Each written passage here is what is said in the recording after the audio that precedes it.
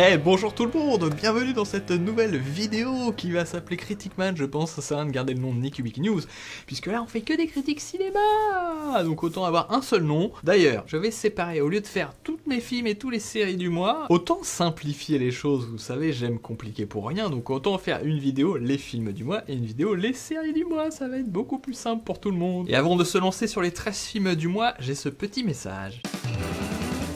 Une sorte de météo des plages qu'on se fait, voilà, pour remercier les tipeurs qui soutiennent la chaîne. Donc depuis la dernière fois, on a perdu le département 76, mais on en a gagné 3. On a le 45, le 69 et le 37. Ce qui fait que j'ai à remercier cette fois Mr. Chopenrage, Choléra, Fals, Chicardo Maru, Gibier, Fim, Mr. Doway, Romain Certa, Bruno, Lee, Héloïse, Elnano, Victor Kraft, Gab Gomdom 68, Giberdou, Arnaud Rinquinquin. Merci beaucoup à vous, malgré certains pseudos qui sont à la limite du foutage de gueule. En tout cas, l'Empire, Nicubic le Voxel continue de se répandre sur toute la France, voire l'Europe. N'hésitez pas à en parler à des amis à vous, mais qui habitent dans d'autres départements. Regardez bien là sur la carte. Même si quelqu'un veut me filer 100 € par mois, mais c'est un département qu'on a déjà, ça ne fera pas avancer le schmilblick. Comment ça, c'est contre-productif mon discours? En tout cas, vous êtes là pour le cinéma? Eh bien, c'est parti avec le mode express. Tout d'abord, The Cloverfield Paradox de Julius Onah qui est sorti en 2018. Début intriguant, moment un peu chelou, personnage nul, concept pas vraiment utilisé, au final banal et trop mélo. 8 sur 20, 1 étoile, ça dégage. Ensuite, Super Dark Times de Kevin Phillips, sorti en 2017. Super ambiance, prenant, belle mise en scène, mais dernier tiers complètement raté. Manque d'assurance, 11 sur 20, 2 étoiles. Ensuite, j'ai vu Annihilation de Alex Garland, sorti en 2018. Bonté visuelle, situation mystérieuse, des femmes, ça change un peu des mecs, pure ambiance, mais à moitié vide. Ça raconte pas grand chose, alors 12 sur 20, 3 étoiles. Ensuite, j'ai regardé Situation amoureuse, c'est compliqué. Et oui, je me suis fait un délire. Un film de Rodolphe Loga et Manu Payet, c'est clairement pour lui que je l'ai regardé, qui était sorti en 2014. Ben, c'est plutôt drôle, un certain charme, manque d'ambition, plutôt sympa, mais reste un peu plat. 12 sur 20, 3 étoiles. Et pour finir le mode express, je suis allé très rapidement en Corée pour voir Battleship Island de Seungwon Ryu, qui est sorti en 2017. Putain d'ampleur, qualité visuelle de ouf. Donc allez de l'histoire entre la Corée et le Japon pour suivre. Un peu trop mélo, tonalité variée mais flottante. Donc je reste mitigé, 12 sur 20, 3 étoiles. Avant le top et le flop, il est temps de passer au film que je suis allé voir en salle. Ça veut dire que je suis allé dans une salle. Bon, visiblement, je ne sais pas d'où ça vient. Ne me demandez pas, je peux pas vous répondre. Tout d'abord, Les bonnes manières de Marco Dutrail, Juliana Rojas. C'est un film brésilien, donc à un moment il faut utiliser un accent. Nous suivons les aventures d'une femme de ménage, c'est plutôt rare, mais en même temps, est-ce qu'elle est vraiment femme de ménage, puisque elle a pas l'air visiblement d'avoir beaucoup d'expérience. Mais ce qui compte, c'est qu'elle se fasse embaucher par une autre femme, qu'elle est pétée de thunes. Nous avons donc ces deux personnes très différentes, il y en a une qui est riche mais sans vraiment travailler, et l'autre qui est pauvre, parce qu'elle a pas de chance, elle vient d'un milieu pauvre. Et donc ces deux destins très différents et ces caractères très différents, comme ça se rencontrent, et c'est plutôt savoureux sur toute la première partie, une espèce de sensation un peu flottante, un peu mystérieuse, ce qui est bien retranscrite. Peut-être déjà le côté Brésil forcément amène un petit côté exotique. Alors peut-être pour un Brésilien ça fonctionnerait moins, mais pour un putain de Français comme moi, une petite sensation. Alors c'est pas non plus genre du folklore brésilien. Simplement si vous filmez dans les rues d'un autre pays, tout de suite il se passe quelque chose d'un petit peu nouveau pour vous. Alors bien sûr je vais rien vous dévoiler, donc c'est compliqué parce que c'est un jeu qui fonctionne sur le mystère et les découvertes, etc. Ce qu'il faut savoir c'est qu'en gros il y a deux films, même en termes de construction scénaristique, on peut voir, vous avez un climax avec un premier épilogue qui pourrait être la fin. On peut s'attendre à ce que le film soit terminé, même si du coup c'est un peu rapide puisque ça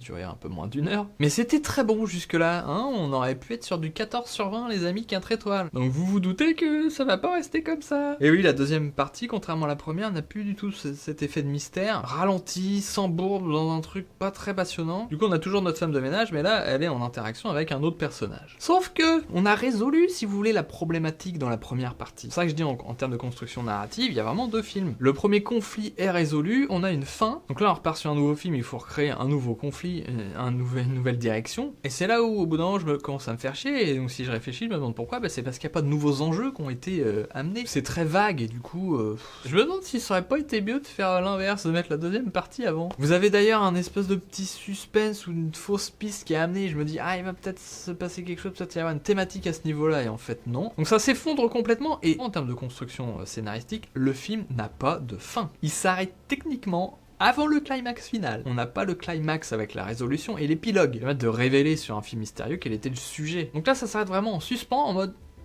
Bah je sais pas du tout quoi en déduire là de votre histoire. Tellement dommage vu la qualité de la première partie. Franchement j'ai eu vraiment cette sensation, le film se fout de ma gueule. Moi je vais pas me foutre de sa gueule sur la note 7 sur 20, une étoile. Bon bah j'étais dégoûté donc je suis revenu en France, je suis allé voir Chien de Samuel Benchetrit, qui est sorti en 2017. En France-Belgique, hein, si on va être précis les amis. C'est peut-être ça le problème, c'était le côté belge. Oh, je balance des vannes sur les pays. En tout cas, on suit un personnage un petit peu chelou, un petit peu flottant, interprété par Vincent McCain. Alors, pour ceux qui n'aiment pas les films où le personnage a l'air à moitié débile et complètement glandu, passez votre chemin. Je fais partie de ces personnes, donc j'ai eu des petits soucis. Puisque cet individu se retrouve clairement dégagé par sa femme, interprétée par Vanessa Paradis, et il va croiser le destin d'un autre homme qui s'appelle Bully Lanners, enfin qui s'appelle en tant qu'acteur, hein. Attention, le personnage, je me souviens pas. Le film joue sur l'étrangeté, la bizarritude, une sorte d'humour peut-être un peu absurde, même si j'ai trouvé que ça marchait pas trop, il y a un problème de rythme en fait. Dès les premières secondes, je me suis senti décalé. Les effets tombaient à plat à chaque fois, que ce soit comique ou un peu chelou. Il y a quelques éléments un peu bizarres qui prennent, notamment à travers le personnage de Bully Lanners. Mais le film est quand même moumou, hein. Et comme on a un protagoniste, hein, on dit bien un protagoniste, parce que c'est un personnage normalement qui est actif. Lui qui agit, qui fait avancer le film. Là, on a un personnage passif et qui a l'air complètement gogol. Donc ça mène à cette espèce de mollesse dont je parlais. Mais finalement, tous les effets étrange qui pouvait être chouette parce que la mise en scène est assez originale et surtout à la fin je n'ai pas du tout compris la métaphore du film parce que clairement au premier degré ça raconte pas grand chose, tout se passe à un autre niveau, mais comme je comprends pas où il veut en venir avec son histoire de chien, et ben on reste à 11 sur 20, 2 étoiles. Je vous conseille peut-être plutôt d'aller voir la série Chien réalisée par des mecs bizarres. Je pense que sa thématique est un peu plus claire là-dedans. Et décidément c'est un mois très français. Ensuite je suis allé voir Dans la brume de Daniel Roby, sorti en 2018. Cette fois nous suivons une famille. Ah ça change des trucs où il y a qu'un seul mec enfermé dans un appartement. Nous avons donc le papa Romain Duris, nous avons la maman Olga Kurylenko et nous avons la fille Fantine quelque chose. On l'a vu récemment dans le dernier Anneke. Les comédiens sont très bons, c'est une première qualité. Et là nous voilà dans un film en mode post-apocalyptique à la française. Oh, on pourrait dire gna gna gna gna gna. Première chose, ça fait plutôt plaisir de voir un film comme ça se dérouler à Paris, et non pas à Paris vu par les Américains. Alors élément important, les effets spéciaux, je suis un peu entre deux eaux. Vous avez donc ce fameux brouillard qui envahit tout, et genre à un moment le personnage se penche, il passe la main, on voit bien que c'est du CGI, et moi ça me pose problème, je me dis ça vous auriez peut-être pu le faire avec du vrai. Et en même temps je me dis si là on avait eu de la vraie fumée, peut-être que ça aurait plus juré avec le reste. En tout cas ce qui est marrant c'est que d'un côté on a un film à relativement grande échelle, et en même temps il n'y a pas beaucoup de personnages, on n'a pas des scènes avec des centaines de personnes qui vont se tabasser ou quoi que ce soit. Il y a un espèce de va-et-vient comme ça entre l'intérieur, hein, l'appartement, et le monde extérieur où il faut de temps en temps aller se balader pour récupérer des à vivre, etc. Puis on a aussi cette sensation, la cellule familiale et de manière plus générale, l'humanité quoi. Et je dirais que le film il navigue comme ça entre deux eaux en permanence, dans la qualité et dans les choses ratées. Ce que je vous disais sur les effets spéciaux, je trouve qu'on peut le retrouver partout. Genre les situations, il y en a qui vont être chouettes, un peu malignes, où tu dis ah bien vu ça. Puis il y a d'autres moments tu dis mais c'est complètement débile, limite c'est même pas cohérent avec la mise en place là, votre concept. Donc en permanence j'ai eu une petite retenue comme ça, je pourrais pas partir complètement émotionnellement dans le film. Et en même temps quand je suis ressorti, bon bah j'étais content de l'avoir vu, une petite sensation. Notamment je trouve sur le final, alors justement, on est encore dans ce truc entre deux eaux. À la fois je trouve l'espèce de révélation finale est extrêmement prévisible, je vois le truc venir à 1000 km/h, et en même temps ils ont trouvé une situation, une image de fin qui m'a fait un effet vachement cool, et ça m'a, je sais pas, j'ai envie de dire rappeler le cinéma de science-fiction des années 70. Un truc que je pourrais dire assez osé et qui vient, encore une fois, voilà, on tranche et ça peut amener de la thématique, tu peux repenser au film et te dire tiens, ça signifie peut-être autre chose, enfin en tout cas ça peut signifier quelque chose de supplémentaire. Donc c'est grâce à ce final, je pense, hop, ça lui a permis d'arriver quand même à 13 sur 20, 3 étoiles. J'étais bien en France, donc je suis resté, je suis allé voir La Nuit à dévorer le monde de Dominique Rocher, qui est sorti en 2018. Alors là c'est compliqué, parce que moi je suis allé voir, j'en savais quasiment rien, je crois, le titre, juste, j'ai vu une image et je me suis dit j'ai envie de le voir. Alors je vais vous le faire en mode je dévoile rien, parce que je ne savais rien, je vous conseille plutôt d'aller le voir, alors, mais ça va être un peu bizarre. En tout cas, nous suivons le destin d'un homme, interprété par Anders Daniel Semley, déjà, première étrangeté, le mec est francophone, mais il est norvégien. C'est marrant comme casting d'aller chercher ce mec-là. Une affinité particulière, rencontrée peut-être sur un autre tournage. En tout cas, ce petit bonhomme retourne chez son ex pour récupérer ses affaires. Il fait la musique, donc il faudra récupérer quelques cassettes. Il se retrouve attaqué, et se réfugie chez lui vite, rapidement. Oh là là, attention, ça fait mal. C'est un film huis clos, hein. Ne vous attendez pas à aller gambader dans la forêt. Et un peu comme Chien, je trouve que le film est intéressant seulement quand on a une deuxième couche de métaphore, de thématique qui vient se rajouter. Parce qu'au premier degré, finalement, bon, vous avez un certain nombre de péripéties qui sont plutôt bien trouvées, mais ça peut tourner un peu en rond, vous voyez. Du coup, en le prenant au premier degré, je pense c'est un peu léger, c'est-à-dire qu'il va manquer vraiment un moment d'événement, que ça bouge un peu plus. Mais par contre, je dois dire qu'à un moment donné, il y a un petit truc qui a cliqué dans mon esprit où je me suis posé la question justement de cette signification supplémentaire. Et là, j'ai fait « Ah ouais !» Et j'ai commencé à repenser à d'autres moments, etc. Et là, je dois dire que en repensant à ce film, en le comparant à d'autres que j'ai vus ce mois-là, et ben celui-là, il m'a laissé une trace plus forte. Alors c'est peut-être parce que la thématique me touche, plus particulièrement, mais je trouve là, contrairement à d'autres films, justement, le moment final, c'est là où j'ai fait « Ah ouais !» Ça peut signifier aussi ça. Et j'ai ressenti émotionnellement ce que le personnage peut ressentir aux différents niveaux, que ce soit au premier degré ou à ce second degré un peu métaphorique. Et sans que ce soit incroyable, voilà, là ça a marché, parce que c'est vraiment la fin, paf, climax, épilogue de quelques secondes, hein, limite, mais ça marche et ça entérine tout ce qui a été construit pendant le film au fur et à mesure, et tu repenses donc à ce qui s'est passé, ce que ça signifie. Ça fait plaisir de voir un film français qui vient bousculer un certain genre, qui dégage comme ça une atmosphère très particulière. Du coup, moi ça m'a touché et j'ai envie d'augmenter sa note, je vais passer à 14 sur 20 et donc 4 étoiles. Pour finir sur les films que j'ai vus en salle, hors top et flop, je suis allé voir Jusqu'à la gare de Xavier Legrand qui est sorti en 2017. On reste encore en France, dans un genre un petit peu plus habituel, le film social, mais ici réalisé avec une mise en scène de malade. Je sais pas exactement, faudrait que je le revoie et que j'analyse vraiment le filmage, parce que ça paraît assez limite trivial, banal, les situations, puisqu'on suit le destin d'une famille qui est déchirée. Nous avons une séparation et les enfants sont au milieu, oh les pauvres. Et notamment le petit gars, parce que lui il est plus jeune, du coup il y a ce côté, ah, lui il ne peut pas décider de ne pas voir un de ses parents. Il fait le va-et-vient entre le papa et la maman. Mais donc pour revenir sur ce fameux filmage, j'ai pas de souvenir de plans, de cadres, de malades, etc. J'ai l'impression qu'on est sur un cinéma pseudo-documentaire, on reprend l'esthétique du cinéma vérité. On est collé aux personnages et je pense que les plans sont assez longs, mais il y a cette espèce de respiration où on est collé à eux, qui fait que j'ai été complètement hypnotisé. Ce qui fait que cet aspect très social, au bout d'un moment, se transforme pratiquement en thriller. Là, on peut parler de tension en permanence, j'étais comme ça. Je vais vomir. Par contre, au niveau histoire, il y a un arc narratif complet, je l'ai trouvé complètement déconnecté du reste. L'histoire de la grande sœur, qui forcément est liée à la famille, mais qui vit son histoire, j'ai l'impression, en dehors. Et du coup, je vois pas le rapport avec la problématique principale. Je me souviens notamment d'une scène où espèce de faux suspense, mais en même temps qui fonctionne pas, parce que je me dis, mais c'est en dehors du nœud principal, en fait. Il peut y avoir des sous-intrigues, des personnages secondaires, etc., mais ça, c'est censé communiquer, là j'ai vraiment l'impression que c'est une autre histoire. Et de la même manière, je trouve la fin, mais enfin, c'est vraiment l'épilogue. Là, pour le coup, je me souviens très bien du plan, et je trouve qu'il amène pratiquement un discours qui n'est pas là de tout le film. Du coup, ça m'a fait un effet un petit peu flottant. Et en même temps, juste avant, je me disais, il manque quelque chose là. Ok, on a vécu ces événements de manière assez viscérale, mais qu'est-ce que ça raconte? En dehors juste de vivre les choses. C'est peut-être ça justement que là il amène à la fin, mais c'est peut-être un peu trop tard ou trop peu, je sais pas. Un petit quelque chose qui m'a un petit poil dommage. Mais en dehors de ça, c'est quand même une putain de réussite, donc il a le droit à son 14 sur 20, 4 étoiles. Et il est temps d'attaquer le top du mois qui ce mois-ci est double. Mais oui, j'ai 2 16 sur 25 étoiles, donc j'ai envie de parler des deux. Je vais peut-être essayer de faire plus rapide. Nous avons tout d'abord Le Conformiste de Bernardo Bertolucci, qui est sorti en 1970, qui est un putain de drame qui tourne autour de Jean-Louis Trintignant, qui est tout fringant, imaginez 1970. C'est un homme dans la tourmente puisqu'il est entre deux femmes, entre deux vies. Et là tout de suite on a une qualité d'écriture par rapport à la trois quarts des films. On a à la fois le premier degré, là, on vit les choses entre donc, ces personnages, en même temps vous vous doutez bien que ces deux femmes différentes, qui ont des vies différentes, elles ont des...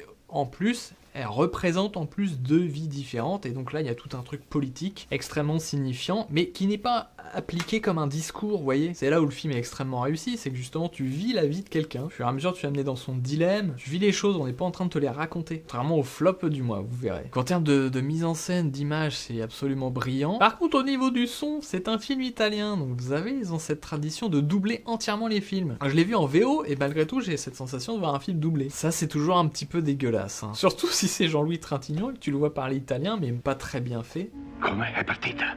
È partita anche lei? C'est un défaut, même si tous leurs films sont comme ça, et bah tant pis pour vous les gars. Hein. Nous on est bloqués avec la nouvelle vague, et vous êtes bloqués avec le néo-réalisme italien. La Seconde Guerre mondiale, ça fait un moment, faut passer à autre chose. Bon là on était en 70, mais c'est trop moche le doublage, tout simplement. Mais en dehors de ça, la mise en scène, t'as des plans, c'est tellement beau, alors Parfois c'est très simple. Là, l'image qui me revient il y a un moment, une espèce de balle, t'as un plan, un large, parce qu'il y a eu d'autres plans avant, parce que là, il y a un enjeu particulier.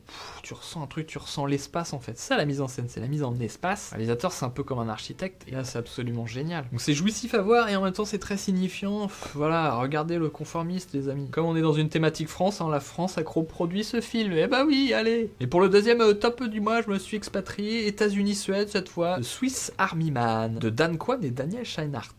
Je sais pas comment on dit. Écoutez, faites un mode d'emploi les gars avec votre nom de famille. On est aussi sur du 16 sur 25 étoiles, mais de manière très différente. Encore une fois, je vais essayer de rien vous dire, de rien vous dévoiler, parce que regardez-le, ce film est complètement taré. Taré réussi. J'essaie de pas trop mettre d'images d'ailleurs. Je pense que vraiment il faut le découvrir sans savoir du tout ce que c'est. Il y a un petit peu un effet poupée de gigogne quelque part, on sait pas trop où on va partir et il y a un plaisir. On va suivre un mec qui est sur une île, visiblement il a échoué là et il a l'air con. Je vais rien vous raconter de plus de l'histoire. Et donc ce film est fou, je trouve qu'il arrive à raconter quelque chose de très particulier. Je sais même pas si je peux vraiment définir la thématique du film parce que ça parle en tout cas, on va dire, de l'altérité dans une personne, quoi. Moi, ça me fait un peu penser à l'étrangeté dans L'étranger d'Albert Camus. Ça fait ce truc qui essaie de saisir l'insaisissable. À un moment, on ne sait plus l'humain, le sens derrière une identité, une personne. Là, ça raconte quelque chose de très différent, mais il y a un peu ce truc de bizarre. Le petit défaut, c'est que j'ai eu un peu de mal à rentrer dedans. La situation de départ est pas hyper définie, mais je comprends après pourquoi. Du coup, je savais pas trop sur quel pied danser et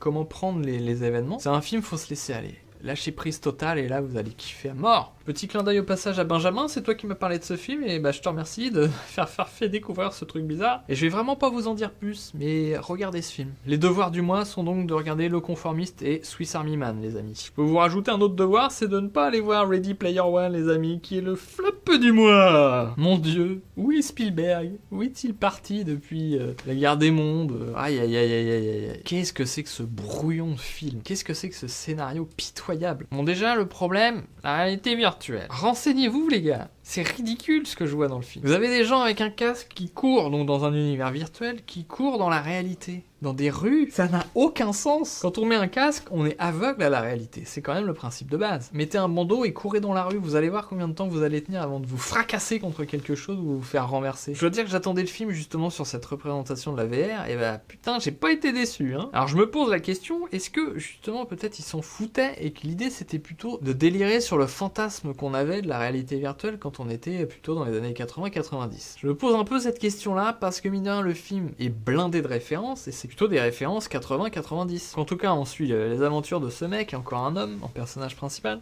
qui poursuit, un peu comme tout le monde visiblement, une quête, un mystère balancé par Monsieur Oasis, donc cet univers réseau social virtuel dans lequel pratiquement tout le monde se réfugie puisque la vie est un peu chiante. Et donc ce mec quand il est mort, et ben il a laissé ces espèces de petits délires comme ça, les gars. Vous pouvez gagner l'Oasis, devenir le maître quelque part du monde puisque maintenant visiblement le monde virtuel est plus important que le monde réel. Déjà je trouve que c'est raté, c'est-à-dire qu'on n'est pas du tout impliqué au niveau du personnage. On sent pas que lui plus qu'un autre est touché par cette quête là. Donc déjà il y a un truc gratuit dans je suis cette intrigue. En plus le film commence par 10 minutes, j'ai l'impression, de voix off explicative pourrie. C'est à moitié brouillon, c'est-à-dire que à la fin je comprenais rien. Alors que l'intérêt normalement de commencer par une voix off, ce qui est quand même assez moche, justement de gagner beaucoup de temps de narration et de te mettre des bases assez claires. Moi je me posais encore des questions sur le fonctionnement de cet univers et je trouvais ça important justement de savoir bien comment ça fonctionne. Quelle est la diégèse, quelles sont les limites, etc. Par exemple, il y a ce truc très étrange. Le mec fait une course, il s'écrase, on se dit mais c'est juste des polygones, hein, c'est un univers virtuel. Et ben non, c'est dramatique de perdre sa voiture virtuelle. Normalement, t'appuies sur un bouton, tu fais reset et c'est reparti. Et un espèce de truc persistant dans le virtuel. L'idée en elle-même elle peut être cool, hein. Ce qui est virtuel, tes objets virtuels sont aussi importants que tes objets réels. Si tu le perds pour toujours. Mais alors, il faut que ce soit clair déjà, et puis il faut que ça raconte quelque chose. Moi, j'ai vraiment été gêné par toutes les incohérences sur le monde virtuel. Vous avez le cofondateur de l'Oasis, à un moment, il rencontre une femme, il dit « Ah, vous devez être machine ». C'est une erreur de base. C'est un truc, ils en parlent quand même un petit peu. C'est pas parce que ton avatar est une femme que derrière, c'est une femme dans la réalité. Donc, quand t'as le grand Manitou du truc qui fait cette erreur, moi, ça me pose problème. Autre truc qui rejoint le machin ridicule des mecs qui courent dans la rue alors qu'ils ont un casque sur la tête, vous avez les interfaces physiques, comment on se déplace dans un monde virtuel. Ce que je trouve complètement bizarre, c'est qu'à un moment, le personnage principal, il a tout un treadmill, ça s'appelle les systèmes, là, tapis roulant 360, un système pour le maintenir au niveau de la taille, des gants, etc. Et puis à un autre moment, il est assis, visiblement il a comme des manettes dans les mains, et malgré tout, dans le monde virtuel, il va danser avancer, il va faire des trucs de ouf. Alors pourquoi à un autre moment il se casse le cul à s'attacher avec quelque chose? De la même manière, on a un autre personnage, un moment qui est dans un fauteuil, lui visiblement un truc confort, mais on le voit faire un geste avec sa main, on est sur du 1 pour 1, c'est-à-dire qu'il fait ça dans la réalité, il fait ça dans le monde virtuel. Ça veut dire que quand on le voit marcher ou courir dans le monde virtuel, dans son fauteuil là, il est en train d'agiter les jambes frénétiquement pour avancer. C'est pas possible, ce n'est pas possible. Autre exemple, vous avez les personnages qui sont dans une salle, ils sont à plusieurs en mode virtuel. Il y a une idée visuelle cool quand ils sont touchés dans le monde virtuel. Il y a une lumière qui s'allume, donc on identifie très bien. Sauf que dans le monde virtuel, vous allez avoir, je sais pas, un véhicule avec 3-4 personnes, bam, il y a une explosion. Les 3-4 personnes, bam, se font toucher. Dans le monde réel, on voit un groupe de 3-4 personnes qui deviennent rouges. Genre, quand on rentre dans un monde virtuel, bah, si je suis dans la réalité à côté d'une personne, il faut que je reste à côté de lui. C'est débile. C'est que vous n'avez pas du tout compris comment ça fonctionne. C'est pas possible. Allez, on va mettre la réalité virtuelle de côté. Je pense que c'est pas vraiment le sujet du film. En fait, c'est plutôt un film sur la pop culture. Et pourquoi, du coup, utiliser tout ce bidule virtuel? Parce qu'effectivement, comme je disais, le film croule sous les références, et étouffé par ses références, parce que lui-même ne peut pas exister à travers tout ça. Il y a trop de fois utilisé la musique de Retour vers le futur. Et petite note, alors c'est Alan Silvestri qui a signé le score de Ready Player One, celui qui avait fait donc la musique de Retour vers le futur. Mais quand je repense au film, j'ai deux autres films qui me viennent à l'esprit, à la place, si vous voulez, qui lui font de l'ombre. Parce qu'à un autre moment, on va visiter tout un film. Et là, c'est peut-être la partie la plus intéressante, même si d'un côté je trouve c'est presque une sorte d'aveu d'échec. Tu vas revisiter dans ton film l'œuvre d'un autre et c'est le moment peut-être le plus marquant de ton film. Et en même temps c'est là où il se passe un petit peu quelque chose de ludique, d'intéressant je trouve. Ça dure peut-être je sais pas 10 minutes, 15 minutes maximum dans le film de 2h20.